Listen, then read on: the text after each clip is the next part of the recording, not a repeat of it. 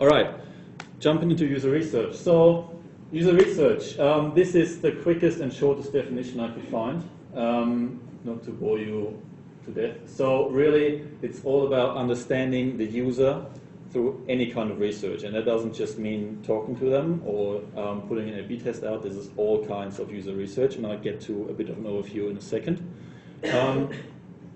So what exactly do we want to understand? So we want to understand what makes a user tick. So what do they want? What do they do? Why do they do things? And we can do that all through observation, feedback analysis, so any kinds of things that make sure that we get data from that customer back and we understand better what they want and who they are and why do they come to our site and what do they want to achieve. All of this is, I'll get into all of this more detail during the examples and the use cases. Just before we do that, it's really why is that important? So why are we actually going to do user research, and why do we think everybody should at some point in their product life cycle do user research? Is really ultimately the biggest thing is that you are not the user. Whether you have an app, your website, you have a bicycle shop, it doesn't matter. You are not the user. So in order to understand how to get your user, your customer on board, you need to really ask them directly. Probably most of you have worked on a website and you have used the website a million times, and every time you've observed someone use the website, you think, what? How can they do it? That's not what it's meant to do. That's completely wrong.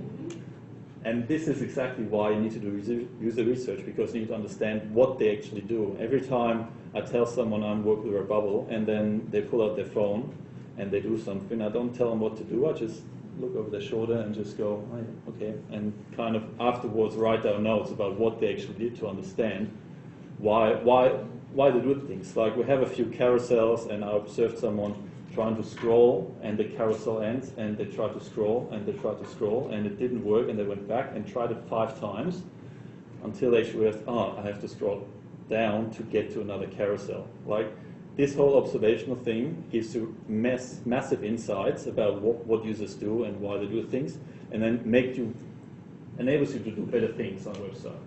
And the second big part is that just by looking at numbers and looking at Google Analytics or any kind of metrics doesn't tell you why people are doing that. It tells you what they're doing to some extent, which is very important, but they're not telling you why they're doing it, which doesn't give you the deep insight about what you want to build and what you want to achieve.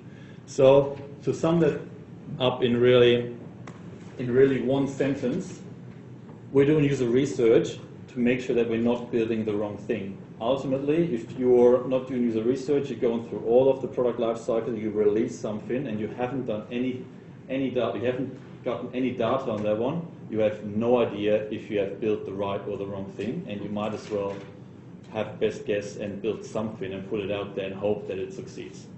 If you don't get data on it while you're building it, before you're building it, during, you have no idea whether it's going to succeed. So this is a big overview, so I'm not going to go into detail on all of them. I just want to give you guys a bit of like a bird's eye view of what's out there. So of importance here are the 2 axes. So really, on the bottom line, we have qualitative versus quantitative. So qualitative is that you interact with your customer or a person directly, for example, through interviews, so you ask them questions. Quantitative is where it's remote, so you let someone do something and you gather data afterwards and you analyze afterwards. Attitudinal and behavioral, very important distinction. So attitudinal is what a person says. We had this good example in Alex's talk before, where we talked about putting a fake door button on a website or something and say if someone clicks that button, then they would probably do that action, whereas ultimately they need to do probably 3 other steps afterwards. So attitudinal means someone can say something but wouldn't actually do it in the long run. So if I ask a person whether does this design look nice, would you click that button? They probably would say, yes, sure, I'll click that button. But in real life, you don't know. Whereas behavioral, on the other side, is you actually test what people are doing. So the gist of this is really that just by focusing on one area is not really enough. Ideally, you would cover off all the bases here in order to make sure that you actually really understand what a person wants and what you want to do. And we're gonna touch base on a lot of these sort of examples. Just what I want to call out, what most people would know, probably interviews in the bottom left corner and A/B testing are kind of probably mainstream. Probably most of you would do that, or some of you would do that. There's a whole range in between that can be used when the circumstance is right and when it's appropriate. One question for you, sorry. What is these squares and circles and gamut? Is there any specification? They don't have any meaning in this case, so they're just different ways of testing, basically. So they're kind of different groupings. In this case, it doesn't have any relevance. Which brings me to a good point. At any time, questions, just yell out. I'm not going to leave much room at the end, so really, if you have questions, just raise your hand, yell out, or interrupt me in any other way. All right, into examples. So we're going to go through a few examples, and I'm going to wrap this up nicely in hopefully a few short lessons, a few key takeaways that I want you to, probably the most important thing to write down are the key takeaways. So what's important when to do user research, and they're kind of going to be sprinkled in between. Product reviews. So the history or the context of this one is that on Redbubble, if you show an item to a customer, obviously you need a nice page for that with an add to cart button, with a bit of a description about the design of the product, and you actually want to appeal to the customer to click the add to cart button and ultimately buy that product. So that was about 3-4 years old, that page, so we decided, look, it's probably about time we want to improve that. So we had some data that it's not really appealing to the market based on other research or based on reading articles from other companies about their add to cart rate and their conversion rate. So we went ahead and tackled that one, got some data on it, and the first thing we did was trying to find out what is actually important to the customer. So one of the things we did was a cart sorting experiment.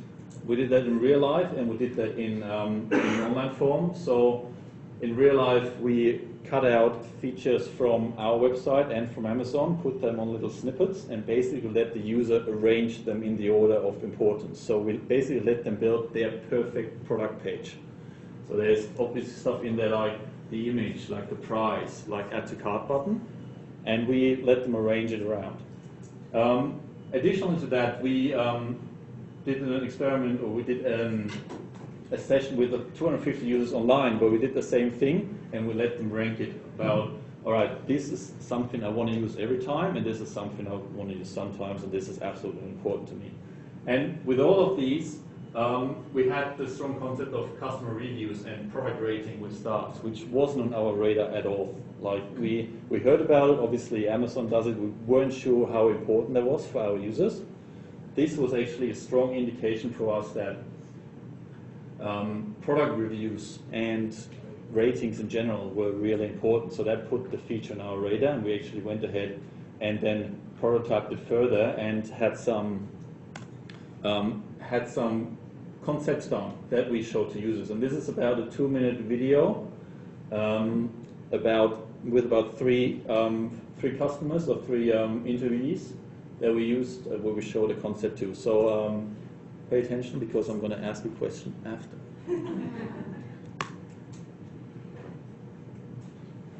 Don't. Yeah, like when I see a review like this, where it says like someone says I messed up my order details, pretty sure sent the wrong address, and then Redbubble fix that up. That's what I want to hear, because I know that they're not care about, once they've got the money, they don't care about customer service.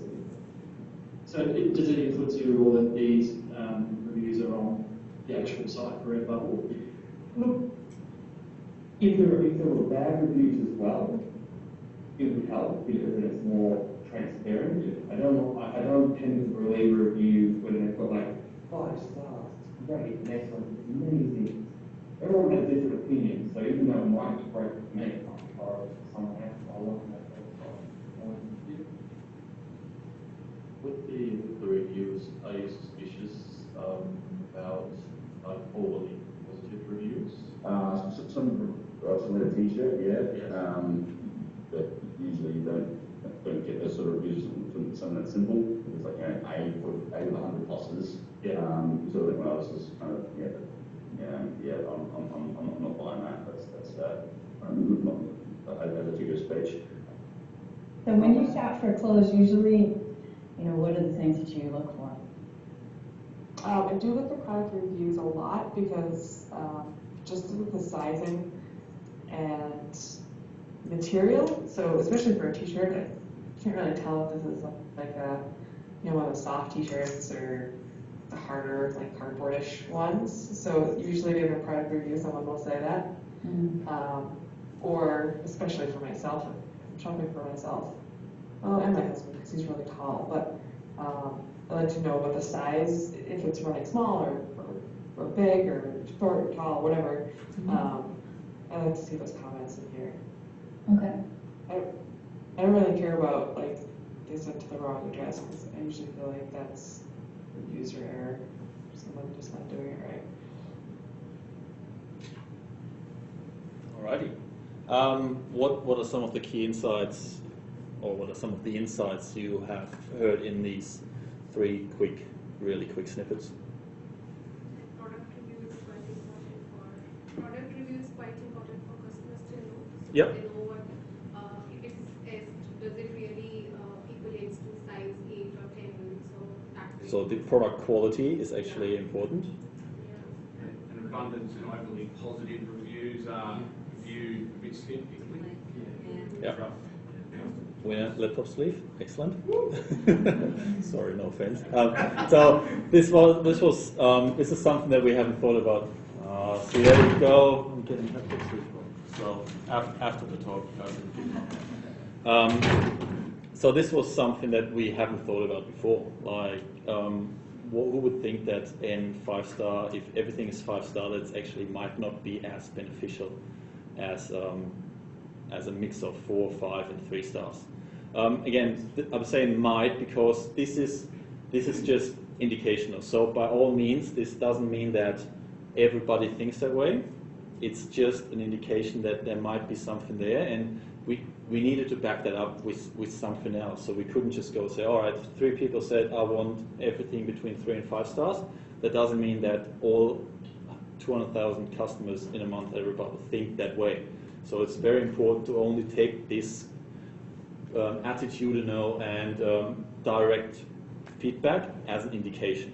Yeah, but the opposite of that is that I was hearing that people are also quite forgiving of poor reviews in that, like, hey, if it came to the wrong address, then it probably wasn't Redbubble that stuffed up. So Yep. that's something I wouldn't have expected Yep. to say, and I liked hearing that. Yeah. So, and this was just a really small snippet of things, and it takes a bit of time.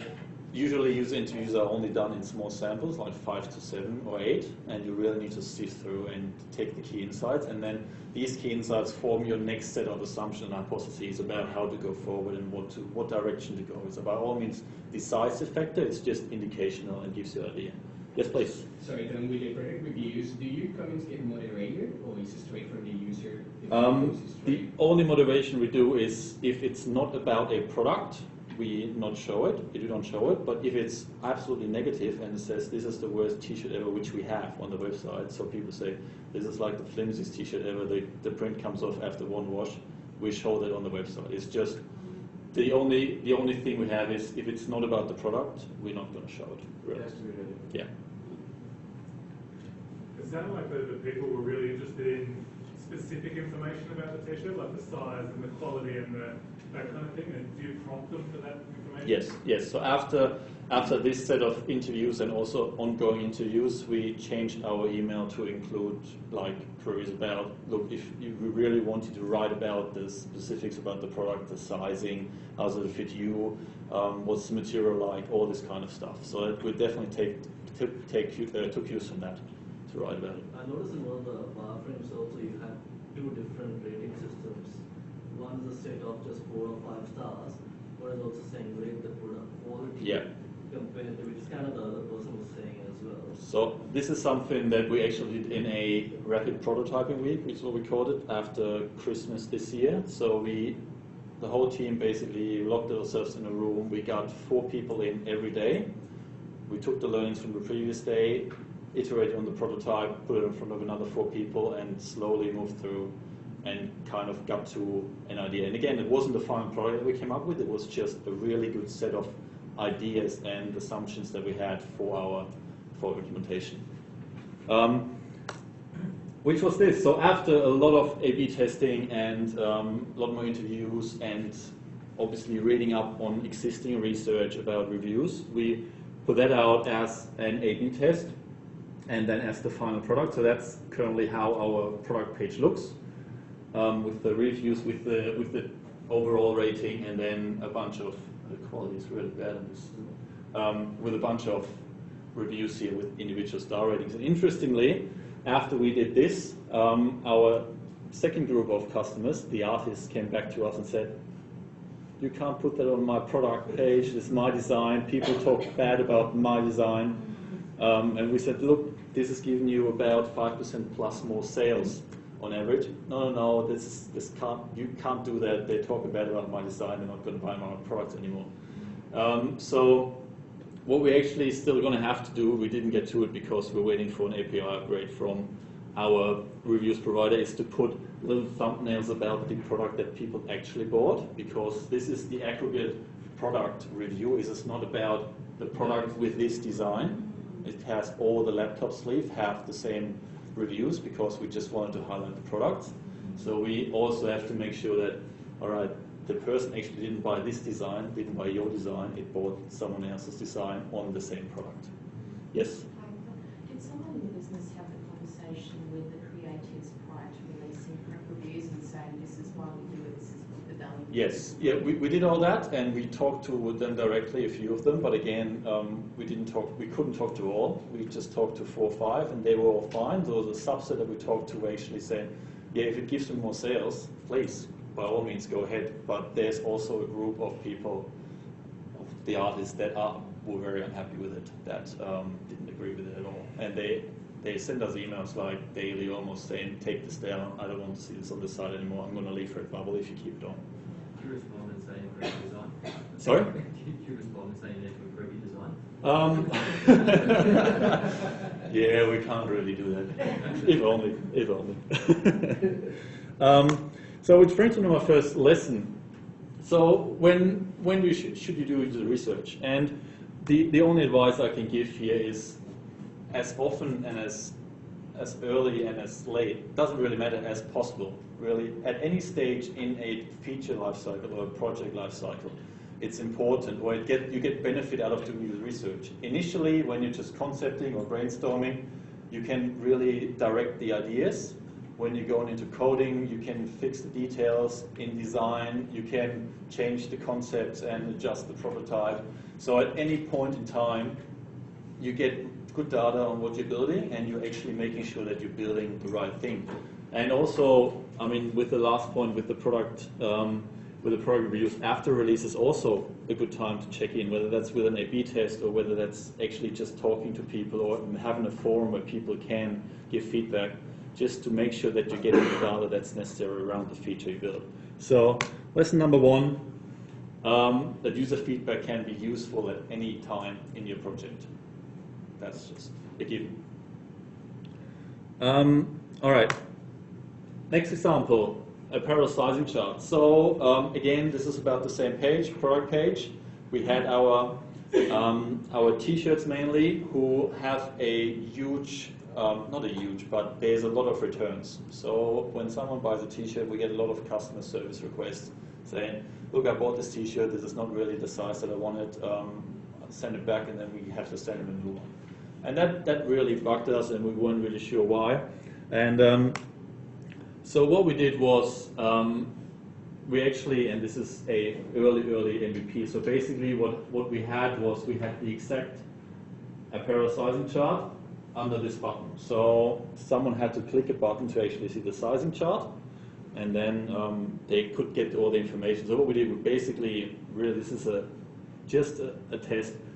took the sizing chart, chucked it underneath the add to cart button, and saw whether people were actually using it. And the effect was that initially we had about 6 to 7% increase in add to cart rates. So just straight off the bat, just by doing this as a really quick test, we had a 6 to 7% increase in add to cart rate, and we also followed up with customer support, and we saw a decrease in people that actually had to exchange their t-shirts. So by all means, it went to zero or anything. Obviously, people still buy the wrong product or the wrong size, but we saw a decrease, and we saw a really good thing. So there was a lot of testing done around this. What kind of things do we show? Do we want to have a slider to change between small and medium and large? And we tested a lot of things. Ultimately, the result that we came to, a straight up table, even though it's ugly and it's not really appealing, is the best form of information for people to quickly find out, all right, I'm roughly this, I'm going to get this size. Example number 3, delivery date estimate. Again, I'm staying on the same product page.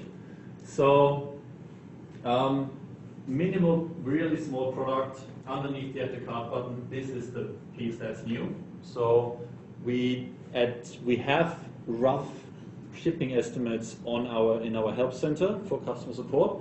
We don't have anything on the website. The only thing that we show on the checkout page is saying your product will arrive between 5 and 15 business days, which is very large, and it might not even be accurate, obviously. So if you order a t-shirt in the US, it might come within 2 business days. If you order a t-shirt in Australia, you might have to wait for up to 21, depending on what weather it is and what time of the day, and if there was a holiday in the US or holiday here. It doesn't really matter. So we had basically no information to very, very bad information. So what we wanted to test is, all right, if we put that here, if we say, all right, by our estimates, this will arrive roughly in 5 days, in 3 weeks at this date, which you can change between standard and express, and you can change the shipping country. So it was still a very small MVP. It wasn't anything that we had to build up for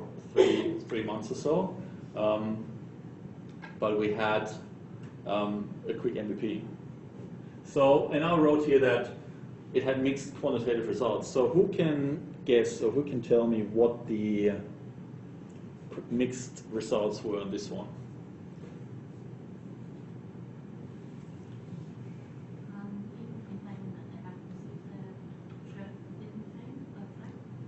There were a few, but that's not necessarily quantitative results. So by quantitative result, I mean actually analyzing the numbers after.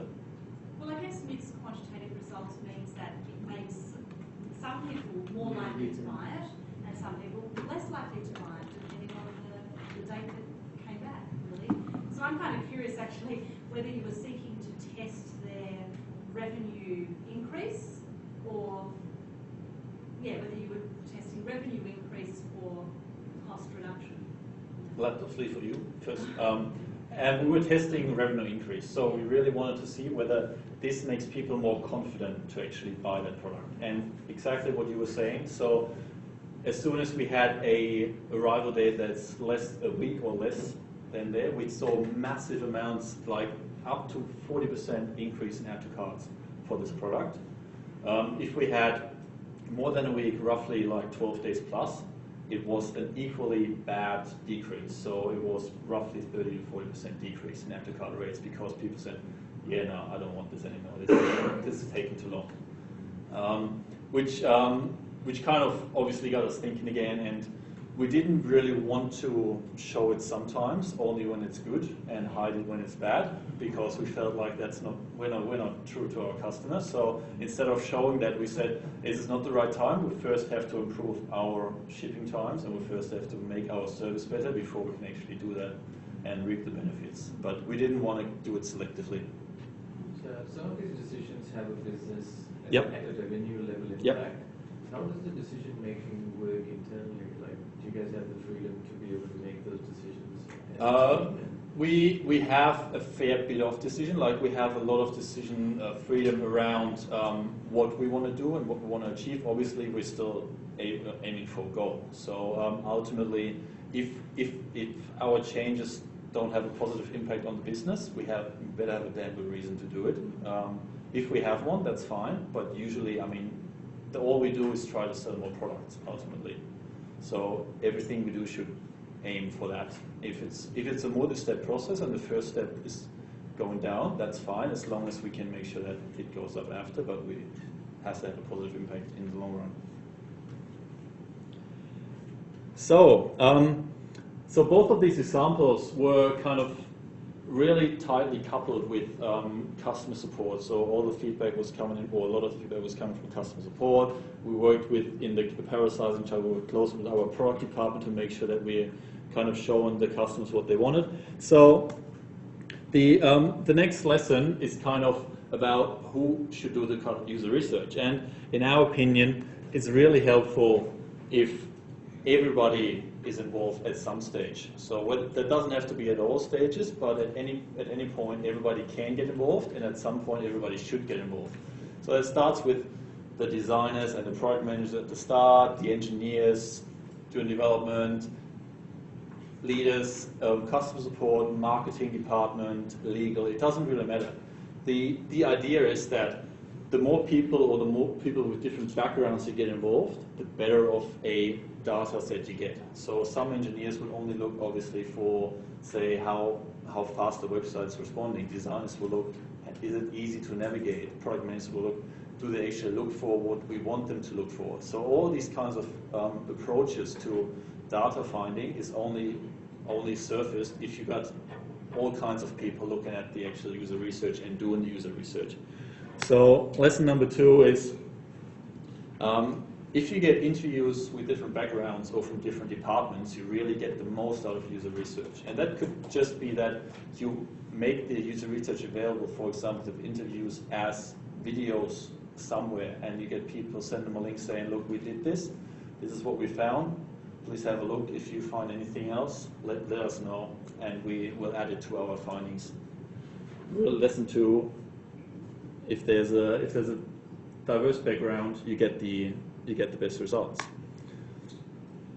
Example number 4, and this is a good one. This is again around the product page. So I have a lot of examples around that because that's one of the more recent things that we did, and we did a lot of research around that one. So product information. So especially when it comes to apparel, we get a lot of questions again, fueled by customer support, about what's the quality of this product, how thick it is, what's the size, will it fit me, will it fit my 6-7 partner, will it, whatever, it doesn't really matter. What's the print like? So one of my colleagues came up with a really good way to test this. So what we did, we got people into our office, we gave them a real voucher, put them on the website, let them sit there for 10-15 minutes and said, you go ahead and buy any t-shirt you want. Go for it. And we watched them, but that wasn't the main thing. So we then, after they clicked checkout and purchase, we then went behind our backs and said, all right, this is the t-shirt you bought. Not with the same design, but the quality. And then they could right there examine and check whether the perception that they had from the website actually matched the real shirt that they got. And this is an amazing way to get honest feedback from the people. Really, a really amazing way to get honest feedback, because they actually bought what they wanted to buy. We didn't just tell them, all right, if you would buy that shirt and we would give that arrive in the box, what would you think? They actually wanted that shirt and they got that shirt, and they could tell us then honestly what they would think.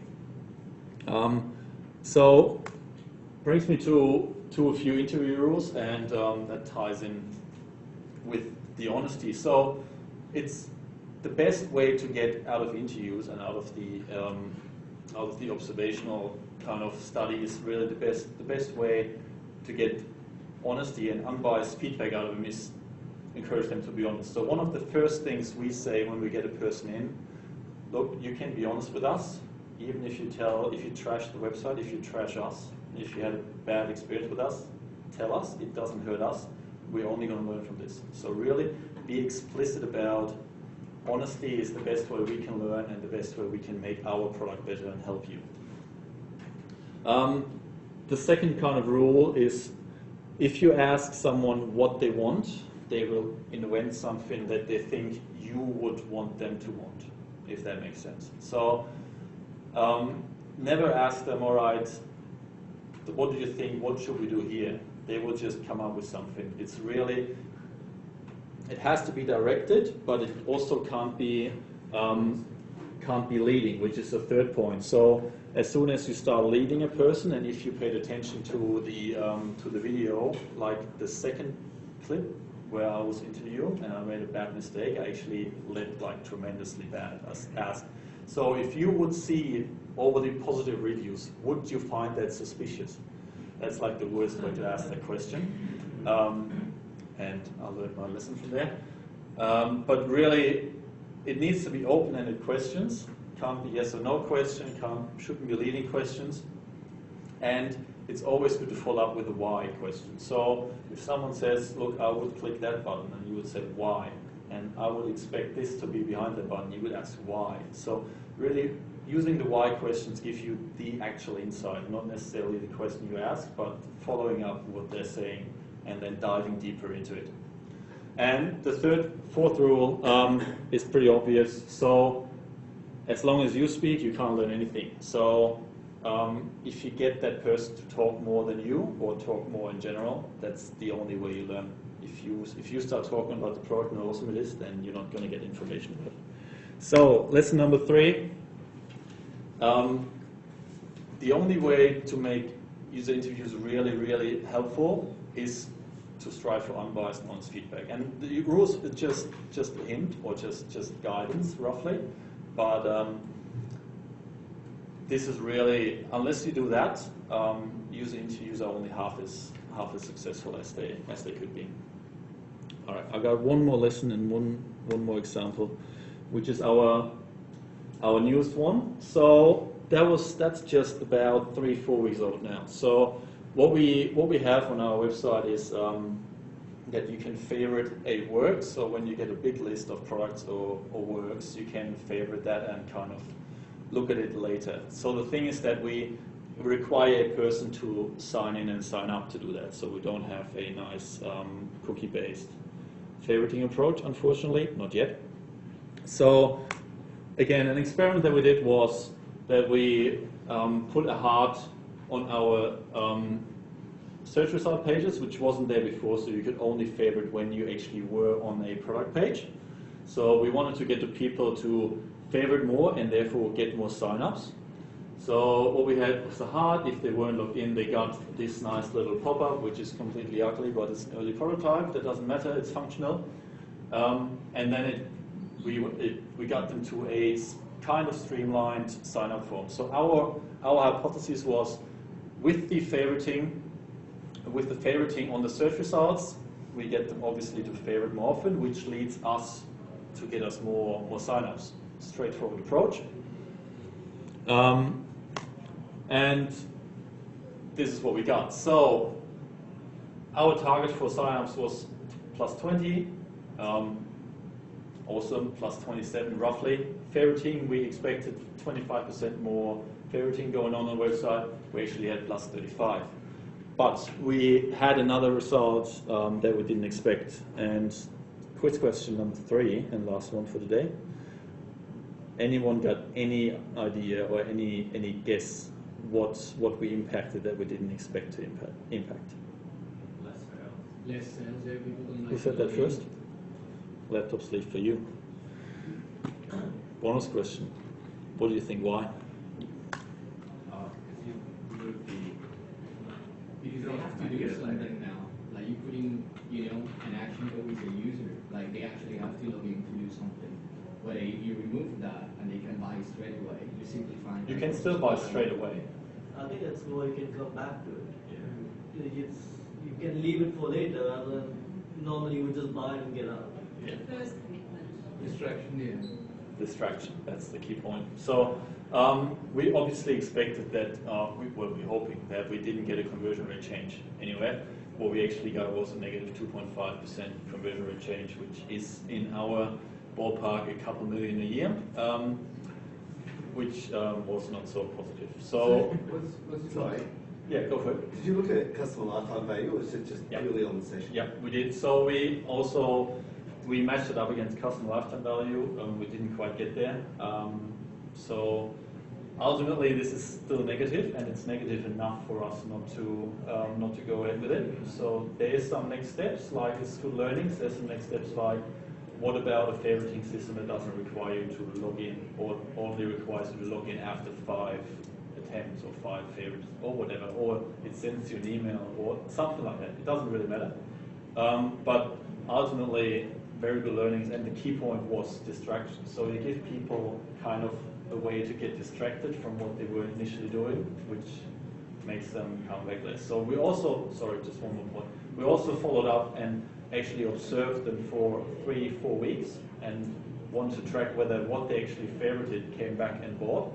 Didn't happen. So was that what you're asking? Was the barrier to sign in, or was it you can favourite a lot of things and then you don't actually end up buying them? You kind of don't. So is it time? Still allows you to do shopping without actually then spending money. Yeah, kind of. So there's a mix of both. There's giving them an opt-out, but also having the hurdle there, which then gets people to drop off. Sorry, lesson 4. Just the main important lesson, most important lesson before I have to be kicked out. Use a mix of techniques to actually get insights into user research. Don't just use one area. Don't just use the bottom left corner or the top right corner. If you get a mix of techniques, you actually get to know really what's going on, and you get the best insights you can possibly get. And I think we're going to get kicked out. So thank you very much.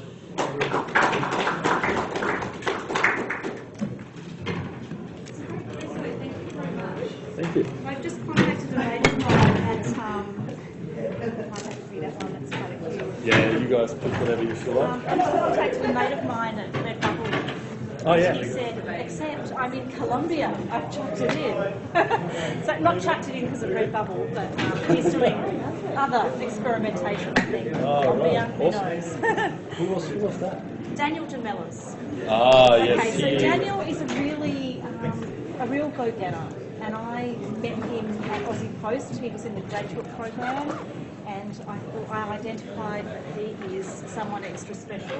Yeah. And Barry Newstead sold him to Aussie Post, and I was feeling to GE when he said he's in Colombia.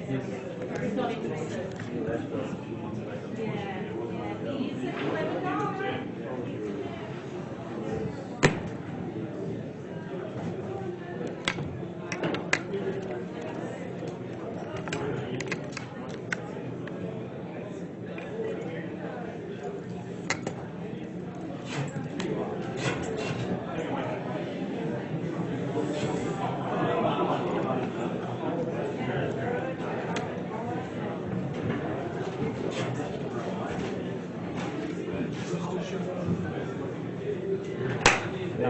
Hey, sorry, I couldn't get you any coffee. Because A, I forgot my purse, and B, the coffee's shop's already closed. Hey James. Vic. Hi, good, how are you? Coffee. Hi. Hey, how are you? Very well, thank you. Yeah, well, she kind of found it earlier. So we're crawling around on the turf, on the like big road. No, not for you, sweetie. Now, James, do you mind if she crawls around in the front or not necessarily? I don't care. What about you? She's part of it. She's part of it. That's the spirit. That's the spirit. I like it. Good. On the last slide. Do you know that one? You can make it blank if you want to. If people are reading and you want their attention, it's actually the magic key to do it. The other pointer, if you want to point in the center, usually goes at the trigger. and then left, right. Yeah. Is that okay? Yeah. All good. Good. Do you want me to introduce you? You want to do that? You say your name and. So is that okay if I introduce you, or do you want to do that on your own? No, it's fine. Yeah, cool. Good.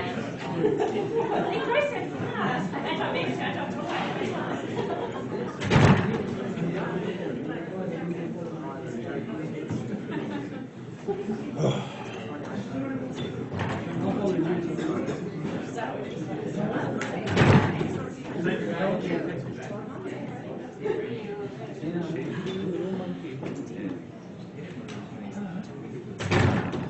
guest? Yeah. So what do we have? 1 more minute? Yeah. Let's give them 1 more minute. It's only. Sorry?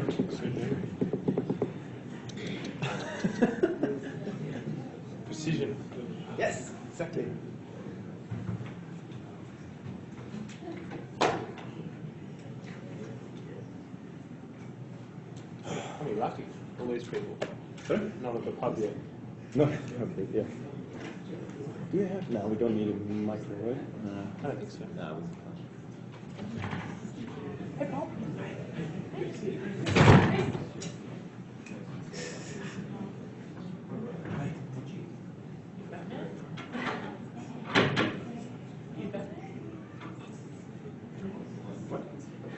Just talking to Batman? Yeah. Talking to Batman.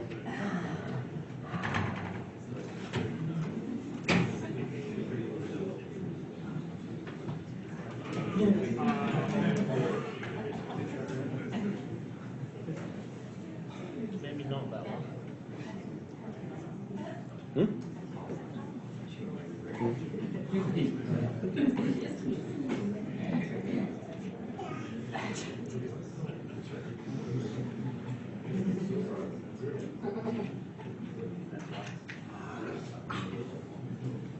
Seems like a gimmick, but it's part of the story.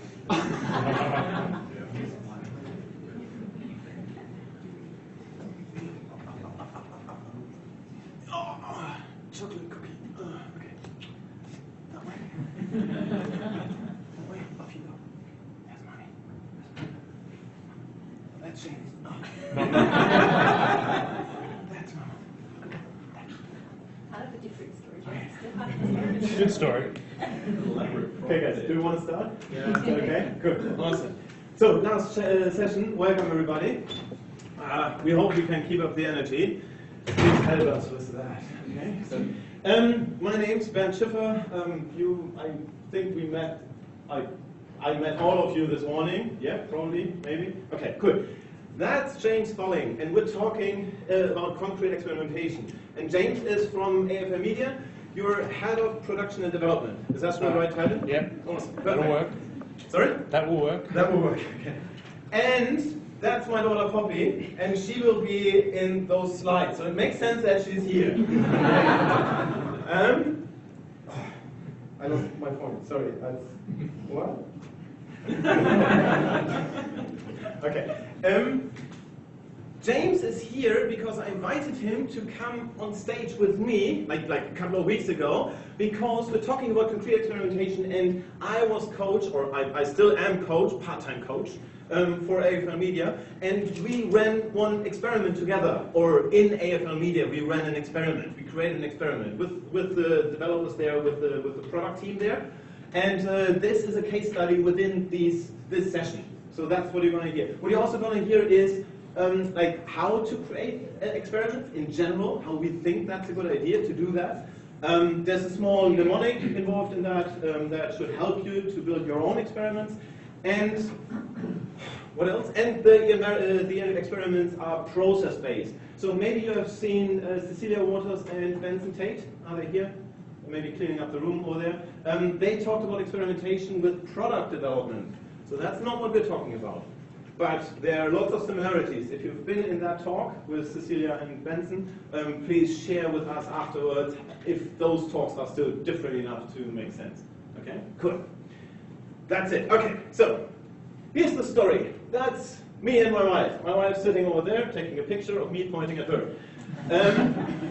That's us in end of 2012, and that's us moving to Australia. So originally, so that's not a East Melbourne slang that I have here. That's German. Okay, so that's a German accent. Okay, I'm running away from my daughter. Okay. Crushed her. That's fine. That's fine. Poppy, don't give it. I'll give it some more. Come here, Poppy. We still care. What we wanted to do when we came to Australia was this. That's our plan. That might be very German to you, but we actually had a plan. Okay? We moved to Australia. Is it nice? No, then move back. But in any case, get pregnant. Okay? So that's what we wanted to do. So, what we learned when we wanted to get pregnant is that there is only a chance of 20% of getting pregnant per ovulation cycle if absolutely everything is all right with you. Like, you know, the swimmers are healthy, you're not smoking, you're not obese, you're not what? Yeah, you do a certain amount of sport, yeah, like you're really okay in every physical term, okay? So only 20%. My father said when I was a teenager, oh boy, always use protection because, you know, like 100%. And I was like, okay, so no, it's actually 20%. And those 20%, that means that we're going from a complicated environment to a complex environment. I'm pretty sure you heard that like that difference a couple of times throughout this conference. That's because it's so important that you get the idea. Complicated is a dead thing. It's something that you can dismantle and put back together, okay, without any problem. You might have problems doing that with clockwork like that, but that's only because you're not an expert. You can study that stuff, you can go really deep. At some point, you will be able to dismantle that and put it back together. This is a complex thing, a living thing, like Poppy, like you, like James, like I. That's the thing that you can't dismantle and put it back together. It won't work that way. A simpler thing would be an omelette. Yes? You know all the ingredients, putting it together, but you can't dismantle it afterwards anymore. It's not possible. Okay? Another definition would be complexity is generally used to characterize something with many parts where those parts interact with each other in multiple ways. Even among scientists, there is no unique definition of complexity. So just be careful what you read outside there. I want to give you an example of that, the difference between complicated and complex. Say I want to reach James over there. I'm standing over here, that's James over there. I want to go physically from here to there. There's something in between. Yeah, so my daughter's there, my wife is there, there's a huge desk thingy, Ben is sitting there, and so on. Yeah, so there's something in between. In a complicated environment, I'm an expert. I have full sight, I can see everything here. So I just make the plan that I go roughly in a 20 degrees angle over there, then I go straight to James, no problem whatsoever. Okay? So let's execute that plan. 20 degrees, okay? Then I go straight, perfect, nice, full sight, and I'm here at James. Awesome. So stay there, please. So in a complex environment, things are different. I'm short-sighted in a complex environment. I don't have full sight. I can't see James. I have a rough idea where he is based on his voice. James, please say something. Oh, hi, Ben. Ah, awesome. So I know roughly that he's over there. I can roughly see that there are obstacles, but I'm short-sighted right now. Yeah, I can't see. I don't have full sight. So what I do in a complex environment, I do one step towards his voice. I have the direction. I can roughly go in that direction. Okay, let's do one step.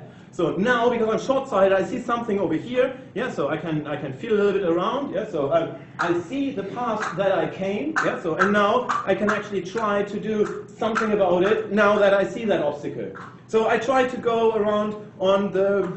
There's some noise over there that is scary. I go over here, like the right side. So the next step. So that cleared my path. I can see here. There's nothing over there. There is some stuff behind me falling apart, but that's fine, that's okay. So, do another step. Oh, James, can you say something? I still can't see you. Can you say something? Over here. Over here. Awesome, nice. So now I know I have my validation that I'm going still in the right direction. The voice is louder, I'm closer. Yeah, so I'm doing that again. Can you say something here, please? Still over here. Still over there. Awesome, nice. Oh, now I can see a shape. That must be James. I'm correcting my point. And I'm here. That would be a complex environment. That would be complex environment.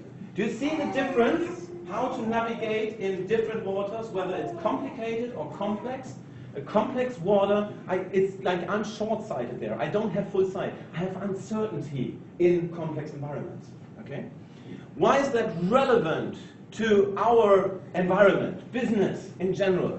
That's the Taylor tub. In German, the Taylor Wanne. And that's a German model, and it was never translated, so I just kept it a little bit fuzzy for you. Is that okay? Good. the thing is that you see over there a curve that is roughly before the 20th century started, okay? So 1900 something, there was still a lot of complexity involved when you created products in general, yeah? The product creation was made by craftsmen, you know, masters, yeah? So like the master and the apprentice, you know, it's like small groups, small companies, small organizations, and every product was unique. Like when I created something, like a hammer, a tool, for example, every hammer was slightly unique. If you went to another village, they made different hammers there. Yeah, so like lots of complexity going on. In 1911, do you know what happened there? Industrial Revolution. Yes, exactly. Frederick Winslow Taylor invented scientific management, which is the separation between the brain, the manager, who thinks, and the worker who executes. Oh dear, yeah, that was something that he did. What he did was he started the Industrial Revolution. Ford later came up with a moving assembly line, yeah, and made it even worse. You know, the Ford Model T, yeah, you can choose every color that you want, but please choose black, yeah. So that one happened. So the whole complexity was actually going down, which was back then a good thing. Because goods were produced in a unique way, only one way, yeah, so, and pushed into the market. Everyone wanted to have a car. They didn't bother about like what car that would be. It should drive. It is fine. Yeah, so like the Ford Model T, the black car, I take that. Here, around 1980, 1990, the IT revolution started. Exactly, you're right. And that meant that the complexity rose again. Think about what you can do today in terms of complexity. Every one of us can produce at an amount that was not, like no one thought about that, for example, here in the 1950s. Yeah, so if we, for example, we watch YouTube, yeah, so that was the area of television. That's the area of YouTube here. When we watch YouTube, we can also create something. So we come from a consuming point of view to a producing point of view. We're talking about a prosumer. Yeah? We can consume, but we also can produce. And that means that the whole market becomes more and more complex. And that means that you, in your organization, have to deal with a lot more complexity than that you were used to, for example, here. This shape is called the Taylor Wanne. Yeah, so, and Wanne means tap, so that's the shape of a tap. Do you see the tap shape here? Yeah? That's why it's called Taylor tap. Okay? Does it make sense so far? Have I lost you? I'm speaking very fast. Is that still good? Yeah? Awesome. Good. Nice.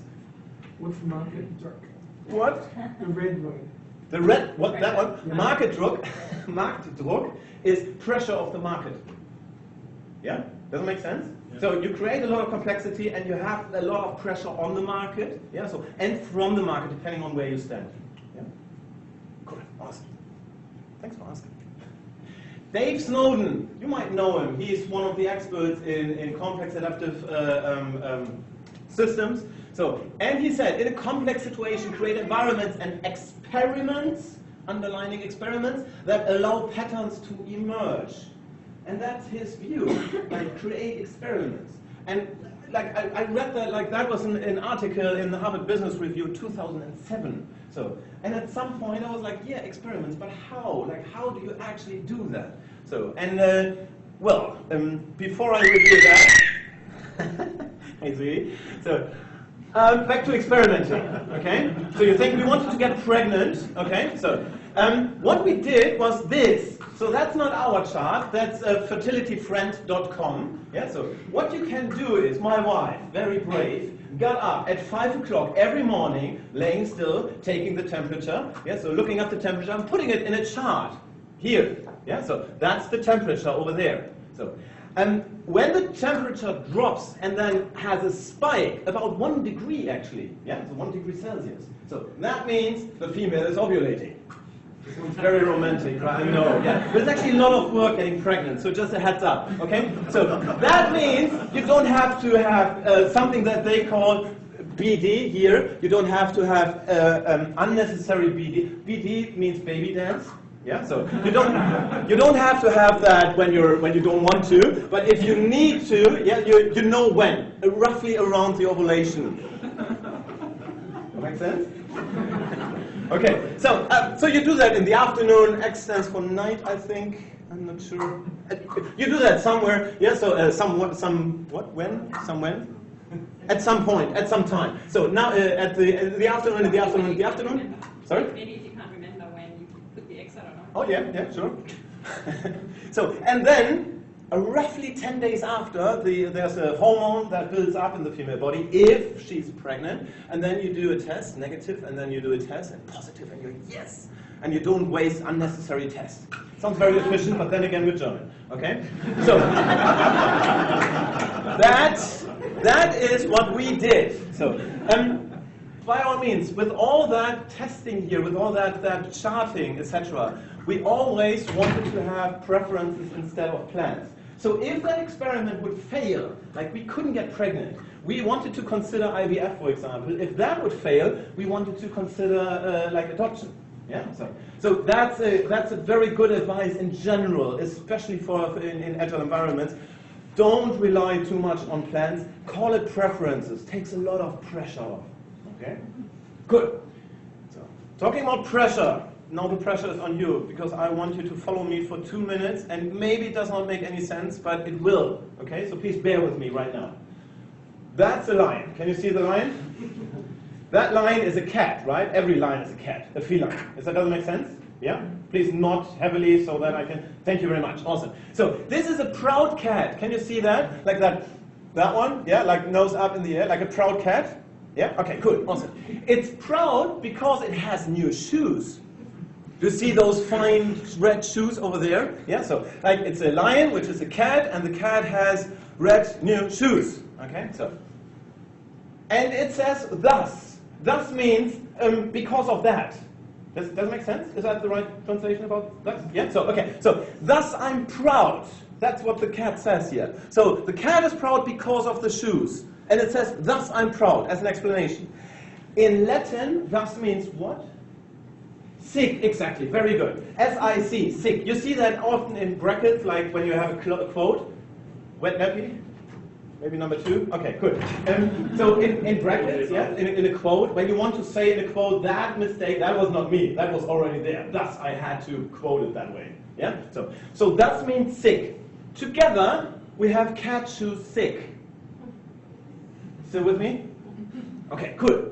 Please make your experiments with a clear goal, that's to see, make it arranged, or have it arranged in a way, have it trackable through metrics, that's the cat, then now the shoe, make it small, it should have a due date, yeah, so then it should be out in the open, it should evaluate it, or be evaluated through hypothesis, so that's the shoe, and now the sick part, safe to fail, that is what the experiment should be, it should be impelled by champions, and last but not least, it should be... oh, no, not all again. Yeah, that's the thing with those... Okay, no, I don't do that. Show the navigator. So, the last one is communicated through champions. So, this is what I want to have. So, sorry? What was arranged? The A? Yes, cat. What do you mean by arranged? Yeah, we're going through that. Come on, bear with me. James, we did an experiment that was called Fix and Trash It, right? Trash It, right. So when Ben and I started working together a couple of years ago, our team had been on a bit of a rough ride. We'd been asked to redevelop AFL.com.au and the 18 Club website, and bring that across to a new content management system, delivering that for all the 18 clubs and all the stakeholders over there, and then the news group within AFL.com.au and all the commercial teams, and then our rights holders as well. So sort of many masters and a lot of expectations, and everything that you're not supposed to do in Agile, the big bang cut over and all that sort of stuff as well. So when Ben and I started working together, we were accruing this backlog of bugs, of defects, and we were accruing them at a pretty solid rate of knots. And some of them were real bugs, things that were actually wrong, and some of them were people's expectations that we hadn't accounted for or hadn't expected. And some of them were just the way that it was worked, but it was supposed to work like that according to one stakeholder, but not according to another. And we were getting a bit sick of that. It was pretty tough going, and so we got to the point where in Nigeria we had about 400 of these bugs, and we kept accruing them, and you know, I've heard other stories in the wild where they got tens of thousands, but 400 was probably enough for me, I think. And it gets expensive, you know, like you spend a lot of time entering them, you're trying to understand them, you're trying to triage them, whose is it to fix, is it our team, or is there another team that's better able to fix this? We're having to look at them when we go into sprint planning and all this sort of stuff, and then when the finally gets into a sprint and developers got to look at it, they've got to understand, okay, well, what is this code, who wrote it, what were they trying to do, what's the intent, and blah blah blah. Ugh, had enough.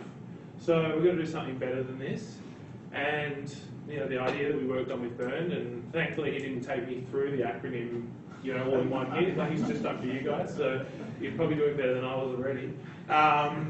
Was fix it or trash it. So we'll walk through the acronym and we'll see how that applied to our case study at AFL. If my computer is it working? Has a thing. Maybe go closer.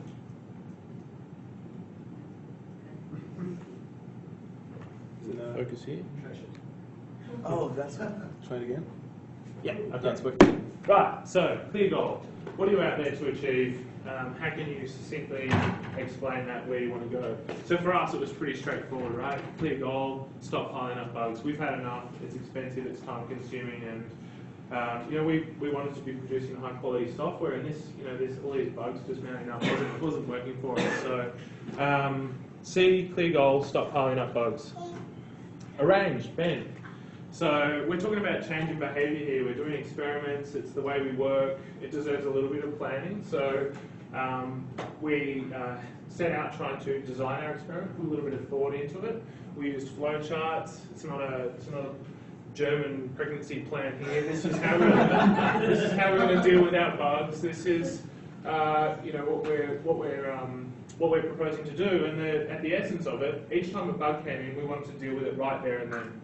So the idea was we wouldn't log it into Jira, we'd actually work out, are we going to fix this thing or are we going to throw it out the door and never deal with it again? And we took this from a metaphor of a leaky bucket. So imagine a bucket there with water coming out of the side because there's a hole in the bottom of it, there's this pool of water on the ground. The pool of water on the ground, there are all about 400 bugs in Jira, and here's all the new bugs coming in every week. So we said, well, rather than trying to mop up what's on the ground, let's try and stop the hole in the bucket, patch that up, and not sort of accrue any more mess on the ground, and then we can work on cleaning that up later. So we took this metaphor of the leaky bucket and worked it through and worked out how we were going to deal with the bugs as they came in, how would they be addressed and so on, which members of the team would be involved in triaging them and fixing them, what would it do to our sprint forecast and velocity and things like that. Trackable through metrics. So really important that we were able to establish an argument for whether this was working or not. And so we wanted to devise some metrics that would clearly signal to us whether we were on the right track and be able to have a really productive retrospective at the other end about whether it would help us get towards our goal or not. We want to think about which metrics we should be reporting or recording and who would do that and how often and so on and so forth. So just a little bit of planning around that. And so in this chart, this is where we started the experiment, so the 8 weeks prior. And what you can see is that we've had an incident. Every week prior to that, we've been accruing more bugs than we've been fixing. And so the mess on the floor is getting larger. When we started the experiment here, we found that we were able to either fix more bugs than were being recorded or the same amount of bugs. So in that sense, it told us that there was no more water getting added onto the floor than we already had, and we were on the right track.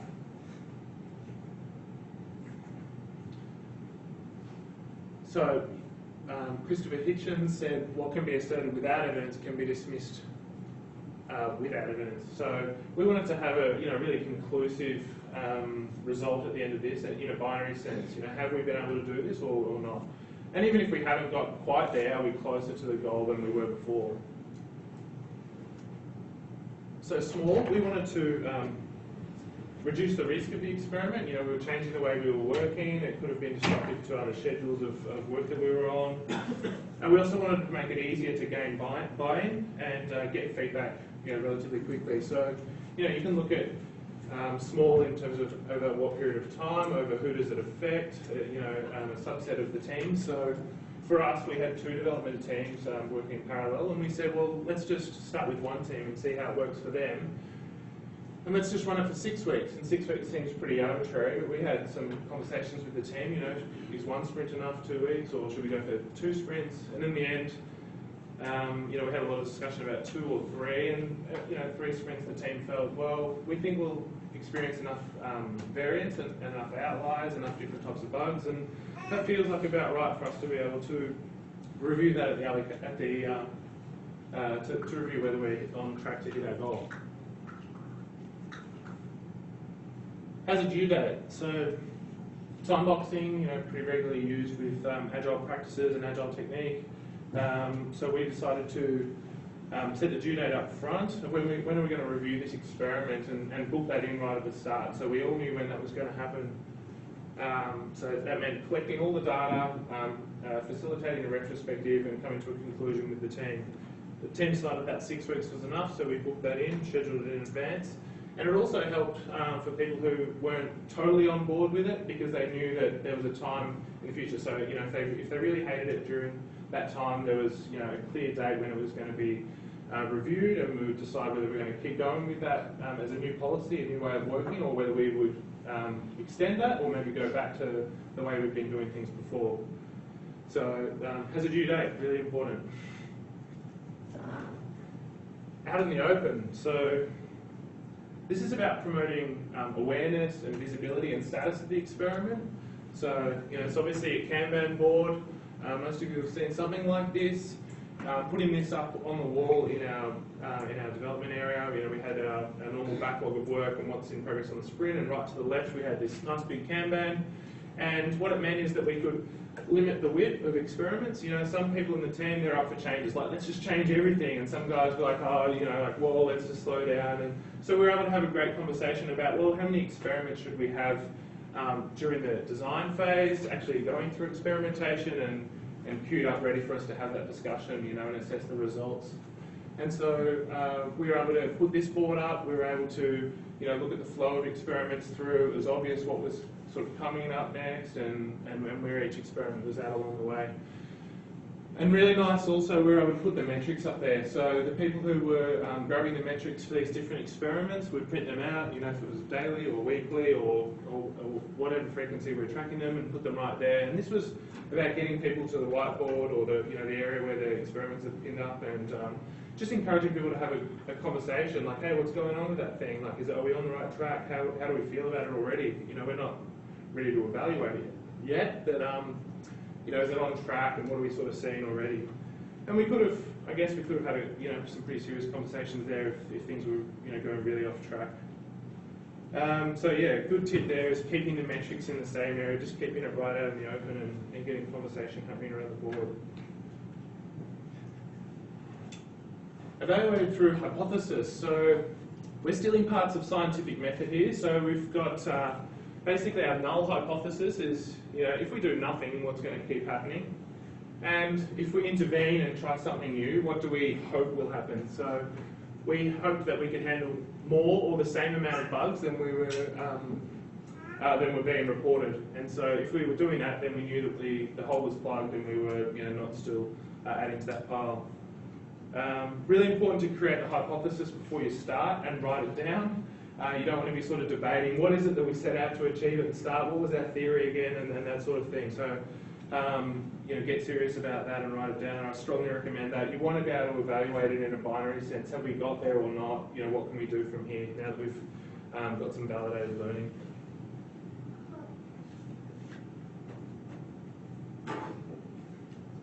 Safe to fail. So I understand this is a real picture. I hadn't seen it before this slide. So you can see here that Skywalker's out there, but the actor is obviously, if things were to go wrong, he's going to be looked after. It's an experiment, right? Like, by definition, the thing could fail. Otherwise, it wouldn't be an experiment. So when conducting these experiments, we want to limit the amount of risk we're willing to take, or to be very deliberate about that, and to sort of assess that within our group. We definitely don't want to introduce unacceptable risks. Like, what is our tolerance? What is the worst that could happen? How can we sort of reduce the size or dimension of this experiment to lay out more mattresses, I guess.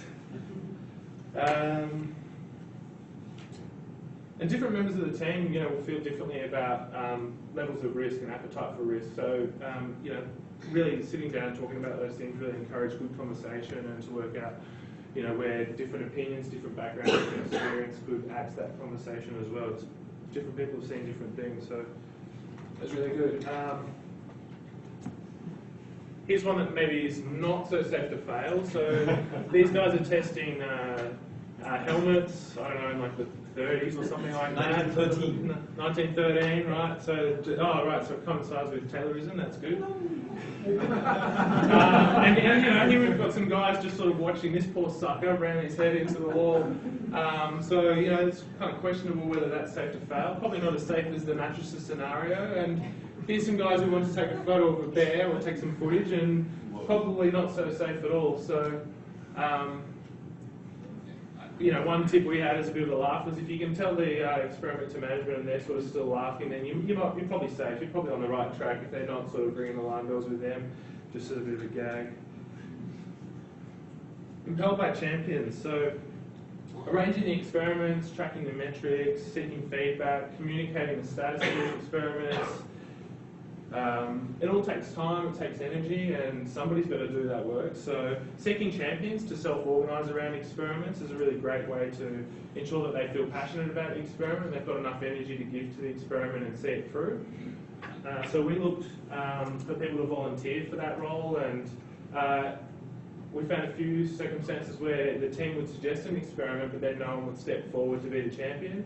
So that meant, well, kind of guys, like what's the story here? If we're really keen about this, but no one wants to look after it, how serious can we sort of be about that? And so we had experiment ideas that came and went unloved, I guess, and never really got off the ground. So that was pretty interesting for us, like how badly do you want that? But the important thing was that they were volunteering and taking the responsibility seriously, and it also gave them, I think, a development opportunity around having those conversations, structuring that stuff, showing some leadership skills and negotiating with others and that sort of stuff too. So it was great for the members of our dev team to be taking this role. And communicated before start. So, obviously this is a form of change management. Communication is really important. We want to make sure everyone's on board and knows what's going on and that they're aware that it's going to take place. You're changing the way that they're working. It's pretty serious stuff. But it's also a great way to fail early. You'd rather have the conversation and start communicating it and find out someone feels really nervous about it, or we haven't sort of looked at it from all the angles and sort that out before we start rather than during the experiment. And in our trash it or fix it, we were going to evaluate each bug when it came in, and if we didn't think we were going to do anything about it, we were going to not ever log it in Jira. And the guys were like, well, that's a bit final, like actually throwing them out. Like, people might care about that stuff. Well, what happens if it comes back again next week and we don't know that, okay, now it's been reported 3 times, etc., etc. So we ended up with fix it or archive it, which was the most lightweight version of like putting it somewhere but not sort of. And it also meant that, to the stakeholders, we weren't just kind of like, throwing their cards out the door. We were putting them somewhere. We were taking it seriously, and that was a tweak that we made to the experiment just in the last couple of days before this particular fix or trash it one. So cat shoe sick, pretty straightforward, huh? 10 simple steps to successful experiments. Good. That was one experiment, and that was an experiment that was software developer and people in that area relate to that a lot. But there are other experiments that I did with clients of mine, not only with AFM Media, but for example, we did the first open space. We've done that. Yeah. So, but for example, the first agile team. So that's very often, I do that very often with my clients, we treat that as an experiment. We might actually chop that down into smaller experiments, but you can hopefully see that this could be an experiment. The first internal agile coach. treating that as an experiment is very, very good. So the first open space, if you don't know open space technology, please look it up. Awesome technique, but treat it as an experiment. So set up a happiness index, set up a collaborative decision-making, things like that. They're all related to the process overall, but as you can see here, not IT related at all. That could happen with any group of people. Yeah? Okay, so just a few more ideas, like how we actually see experiments here. Okay. A few tips. That was close. Okay. They do retrospectives. I mean, that's a no-brainer, right? Come on, we're at an Agile conference. You all do retrospectives, right? We don't have to talk about that? Yeah? Okay, good. Not very convincing. Okay, good. But treat every action as an experiment. That would be my advice to you, our advice to you. That's actually a very nice thing. If you put every action that comes out of a retrospective, look for quality, not for quantity. Don't have 10 things coming out of a retrospective that you never can follow up. Yeah, so concentrate on 1 or 2 actions there. Treat them as experiments. Like use the catch-to sick mnemonic. Yeah, so print that slide and do a tick after everything. Yeah, so oh yeah, we thought about being small. We thought about having a due date. We thought about and so on. So it's a very good reminder of all the important things that we think is actually important for an experiment. So put it on your board, out in the open. Yeah, out in the open. So see how that works with the mnemonic. Okay. So and follow up on these experiments. Okay. So another tip: uncover what's really going on. So very often, especially at the beginning, teams are they're beating around the bush. They're not really treating the important things, especially as an Agile coach, as a Scrum Master, as a Scrum coach, call it whatever you like, a team facilitator. Yeah, so please make sure that you uncover with the teams what is really, really going on there. So, last but not least, and I know it's also tip 2, yeah, that experiment failed. So don't be perfect, okay? Have a look at each one of these pictures.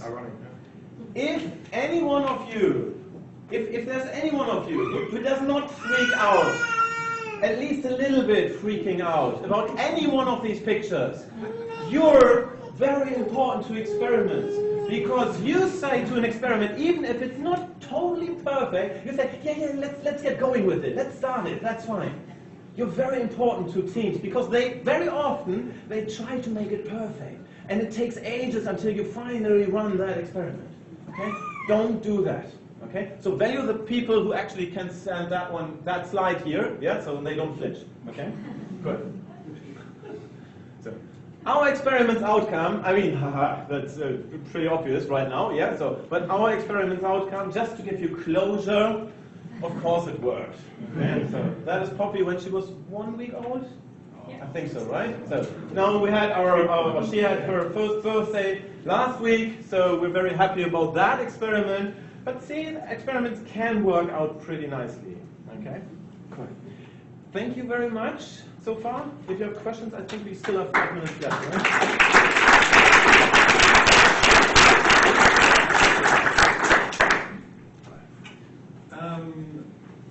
There are some experiments that are good to run in general, and you mentioned a few of them. I'm interested in what you use as a prompt, James, with your team, when your teams come up with their own experiments, because often if there isn't some kind of prompt, it's really hard to continue experimenting. So as in ideas for experiments, you mean? Yeah. So like Ben was saying, a lot of the retro action items that we come up with, we do that sort of stuff. But also, during the course of a normal day, people will think of stuff to run as experiments. Like, oh, this looks like we could do a bit better here. Let's change that up. Is that sort of the thing you're talking about? Yeah, exactly. People are always. We're trying to create an environment where everyone's always learning, as often as possible. And if they're actively thinking about those things, they'll come up with ideas. The problem was never a shortage of ideas. It was, like how many things can you review and change at one time? You always have more action items than you probably could ever do. So show me the backlog that is too small, like lots of items. Yeah. That answers the question. Is that Here's another one. So what did your team find was a good equivalent for trying to take on new experiments? Yeah, so that's like where the small stuff comes into it, and sort of having, I guess, consistently sized experiments. You know, we had some that were a little bit longer, and that, you know, we found that constrained us at being able to start other things and that sort of stuff. I don't think we ever moved beyond 4-ish, maybe, in those 3 columns that we had there. So being designed, in progress, or under evaluation. I mean, the evaluation took place pretty quickly, so they shifted out of there. Yeah. So I think it depends on the team. You know, that's a team of about 10 that are doing that. So different teams, different situations. I think you got to tune it to adjust. Did you have any cases where running concurrent experiments affected each other, like the measurement of the outcomes? I don't think we did. No, I can't think of it. I don't know, there may have been times when we were starting one for the sake of one that was already in progress, like sort of thinking, oh, it's a bit close to what we're already doing, but yeah.